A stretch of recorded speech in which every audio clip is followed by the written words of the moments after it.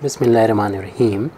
On the demand of Tanu Singh from Motihari East Champaran, Bihar ये problem differential equation के linear differential equation with constant coefficient chapter से है। Solve करना है हमको differential equation D square plus D Y is equal to 1 plus cos hyperbolic X. इसका D notation में पहले से डिनोट है। तो डिफरेंशियल इक्वेशन को सॉल्व करते हैं तो दो पार्ट में इसका सॉल्यूशन आता है, एक कम्प्लीमेंट्री फंक्शन, दूसरा पर्टिकुलर इंटीग्रल। और कम्प्लीमेंट्री फंक्शन अगर फाइंड करना चाहते हैं तो हमें ज़रूरत पड़ेगी एक्सिलरी इक्वेशन की।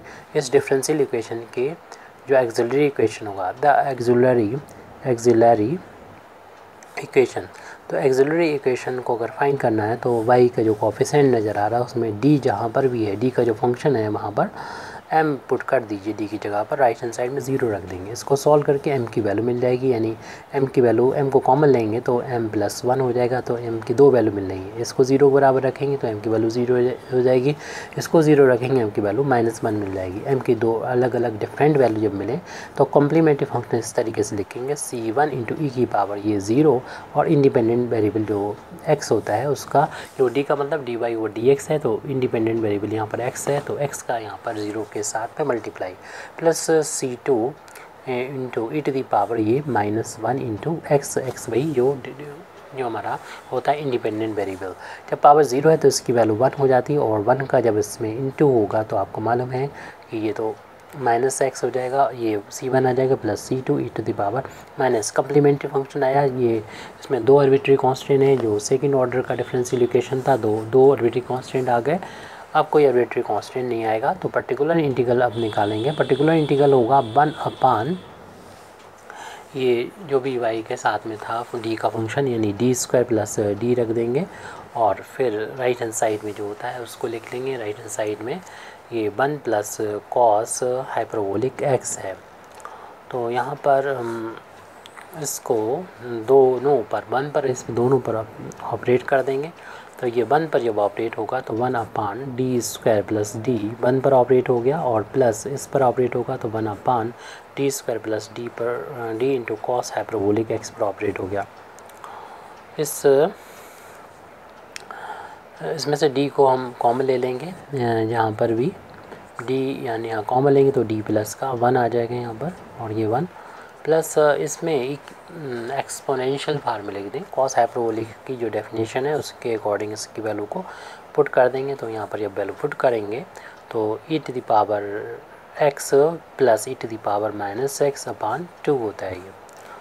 तो 1/2 को बाहर ले लेंगे और कांस्टेंट है और इसको इन दोनों पर अलग अलग ऑपरेट कर देंगे।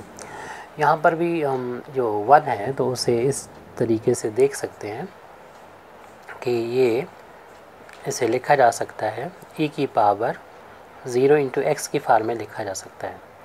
प्लस इसमें 1/2 को बिल्कुल बाहर कर लें और इसको अंदर ऑपरेट करेंगे 1 अपान, इसमें से d कॉमन लेते हुए ऑपरेट करें। d कॉमन ले तो d प्लस का ये 1 आ गया, e to the power x plus इस पर भी ऑपरेट हो जाएगा 1 अपान d और d प्लस 1 और e to the power -x है। तो यहाँ पर हम ये फार्मूला लगाना चाहते हैं कि 1 अपान एफ डी हो और e to the power ax हो। तो जहाँ पर v नज़र आए d, वहाँ पर d x का जो कोफिशिएंट है a रख दीजिए। बस इसकी शर्त ये होती है, सॉल्व हो गया, शर्त ये होती है कि एफ ए की वैल्यू 0 के बराबर नहीं होना चाहिए, तब इस फार्मूले को लगा सकते हैं। लेकिन अगर हम देख रहे हैं कि अगर इस वाले डी की जगह पर 0 आ रहा है, अपान में पूरा अगर 0 बन जा रहा है तो इसमें नहीं रखेंगे। अगर दो अलग अलग फैक्टर उनमें से एक भी 0 नहीं बन रहा हो तो उसमें हम ये वाला फार्मूला जो लिखा था अप्लाई कर सकते हैं। तो हम इस डी को यानी 1 अपान डी को छोड़ दें तो बाकी इसमें जहाँ पर भी डी नज़र आए वहाँ पर एक्स का कोफिशिएंट 0 रखें। तो अपान में अगर 0 ना बने तो ऐसा कर सकते हैं, क्योंकि ये जो है हमने जो इसको 1 को इस तरीके से लिखा था, इस फार्मूले को अप्लाई करने के लिए किया था, फार्मूला लग चुका है तो ये एक्चुअल में ये 1 ही है तो 1 ही लिखा रहने दें इसको। और प्लस 1/2 यहाँ पर भी देखिए x का कोफिशिएंट 1 है और 1 लिखने में कोई प्रॉब्लम नहीं आएगी, यानी इस फार्मूले को अप्लाई करने में कोई प्रॉब्लम नहीं आएगी क्योंकि ये फिर 0 नहीं बन रहा है। यानी d बराबर 1 रखने पर, यानी x का कोफिशिएंट 1 रखने पर कोई प्रॉब्लम नहीं आ रही, यानी अपान में वैनिश नहीं हो रहा है, ये 0 नहीं हो रहा, तो d की जगह पर 1 रख दें, ये सॉल्व हो गया। लेकिन यहाँ पर देखिए अगर इस वाले फैक्टर में अगर d की यहाँ 1 रखेंगे तो -1 और +1 0 हो जाएगा, तो यहाँ ना रखें, आप इस वाले में रख दीजिए -1 और ये -1 हो गया। ये बाकी ऐसे ही लिखा रहने दें, इसके लिए कोई दूसरा फार्मूला हम लोगों को ढूंढना पड़ेगा जिससे ये वैनिश हो रहा उसे हमने नहीं रखा, छोड़ दिया। तो यहाँ पर ये तो 1 आ गया और ये इंटू होके 1 आ जाएंगे, सभी 1 1 है, डिवाइड इंटू में, तो 1/d इंटू 1 आ गया, ये इस तरीके से लिख दें। प्लस इसे भी थोड़ा सिंपल फार्म में लिख देते हैं, 1/2 ब्रैकेट है, ये 1/2 हो जाएगा, यानी 1/2 आ गया, 1/2 इंटू e⁻x, ये तो कंप्लीट सॉल्व हो चुका है। और ये माइनस है, इस प्लस को माइनस में बदल देगा और 1/d+1, अभी हमने कोई फार्मूला यहाँ पर अप्लाई नहीं किया, ऐसे लिख दिया है। और 1/d का मतलब होता है इंटीग्रेट करना है x के रिस्पेक्ट में, तो जो भी 1/d के बाद लिखा था यानी 1 लिखा था, इसको x के रिस्पेक्ट में इंटीग्रेट कर देंगे। प्लस 1/2 है, ब्रैकेट है, 1/2 e⁻x, ये सॉल्व हो चुका है। अब यहाँ पर देखिए अगर हम d की यहाँ -1 रखते हैं 0 आ रहा है, तो इसके लिए इसी फार्मूला लगा दे रहे हैं, बता दे रहे हैं कि 1/f(d) है और e⁻ax लेकिन साथ में v है, तो इसको e⁻ax को पहले लिख देंगे और जहाँ पर भी d नज़र आए इसमें d के फंक्शन में, वो x का कोफिशिएंट लिख देंगे, यानी d+a ऐड कर देंगे, इसके साथ में d के साथ वो कोफिशिएंट ऐड कर देंगे और v अपनी जगह पर रखा है वो। अब हमारे इस सवाल में हमारे इस क्वेश्चन में ये प्रॉब्लम उठती है कि v क्या है, तो अगर v कुछ भी नज़र ना आए यहाँ पर तो 1 कर लें। वैसे x हो सकता है, कुछ भी हो सकता है, x² हो सकता है, कुछ भी फंक्शन हो x का, अगर नहीं है तो आप 1 का इंटू मान लीजिए और इस फार्मूले को ऑपरेट कर दीजिए, यहाँ पर अप्लाई कर दीजिए। तो e⁻x को इस फार्मूले के अकॉर्डिंग जब हम शुरू में लिखेंगे तो 1/, जो d+1 है तो d की जगह पर रखना है, d में ऐड कर देंगे जो x का कोफिशिएंट जो कि -1 है, क्योंकि ये -x है तो x का कोफिशिएंट -1 हुआ, तो -1 को इसमें ऐड कर दिया और फिर इसके बाद +1 भी है, ब्रैकेट यहाँ पर क्लोज कर दीजिए और यहाँ पर v हमारा फंक्शन फार्मूले का v है, तो v की जगह पर 1 है। ये जो भी सॉल्व हो गया जैसे ब्रैकेट में हम 1 करके रखेंगे।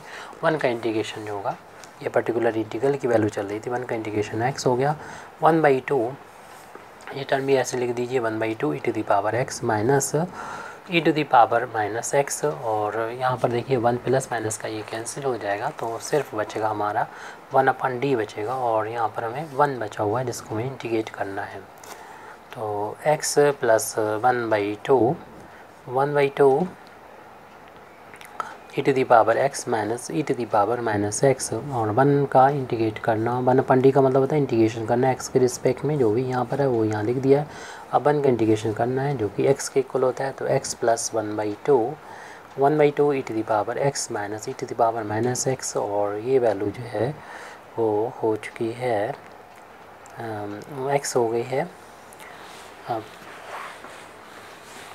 इस ब्रैकेट को चाहे तो ओपन कर दें और मल्टीप्लाई करके लिख दें इसको, x प्लस 1/4 हो जाएगा e⁻x और minus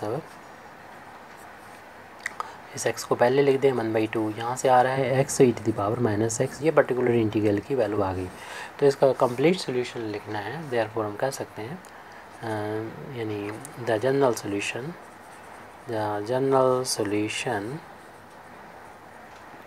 of given differential equation is y is equal to any complementary function और particular integral, दोनों को ऐड करके लिख देंगे। तो कम्प्लीमेंट्री फंक्शन की वैल्यू आ रही है c1 प्लस c2 e⁻x, और इस पर्टिकुलर इंटीग्रल की वैल्यू ये है x plus 1/4 e⁻x minus 1/2 x e⁻x। इस तरीके से कंप्लीट सोल्यूशन हो चुका है। Thank you very much Indeed for listening me. व आखिर दावाना अल्हम्दुलिल्लाहि रब्बिल आलमीन।